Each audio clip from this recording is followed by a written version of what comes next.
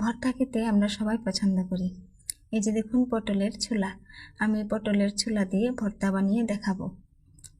এই পটলের ছোলা আমি ফেলে দিইনি, অনেকেই ফেলে দেয়। পটলের ছোলা অনেক শক্ত, সবাই ফেলে দেয়, কিন্তু আমি ফেলে দিয়ে নিয়েছি রসুন, পেঁয়াজ আর কাঁচামরিচ নিলাম। কাঁচামরিচ যে যেরকম ঝাল পছন্দ করবেন সেরকম অনুযায়ী নেবেন।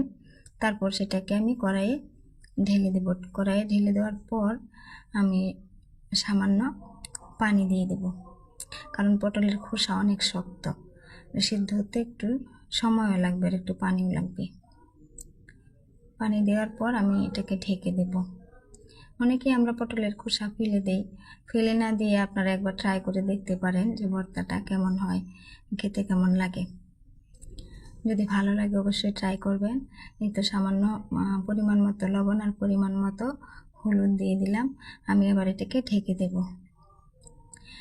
ঢেকে দেওয়ার পর যখন পানিটা শুষে যাবে তখন ওইটাতে আমি আবার তেল দিয়ে দেব। তেল দিয়ে কিছু সময় নাড়াচাড়া করব। কিছু সময় নাড়াচাড়া করার পর আমি এটাকে নামিয়ে ফেলব। নামিয়ে ফেলে আমি শিলনোড়াতে এটাকে ভালো করে বাটবো।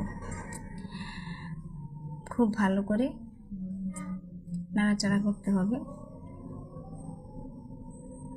এই যে নাড়াচাড়া হয়ে গেল, এখন এটাকে যেমন দেখেন কিভাবে শিলনোড়াতে বাটছে, এভাবে বেটে একদম এরকম মিহি করতে হবে। এটা খেতে অনেক সুস্বাদু, আপনারা একবার ট্রাই করে দেখতে পারেন। খেতে অনেক মজা। এতক্ষণ দেখার জন্য আপনাদেরকে ধন্যবাদ। আর একবার ট্রাই করবেন, অবশ্যই ভালো লাগবে। ধন্যবাদ সবাইকে।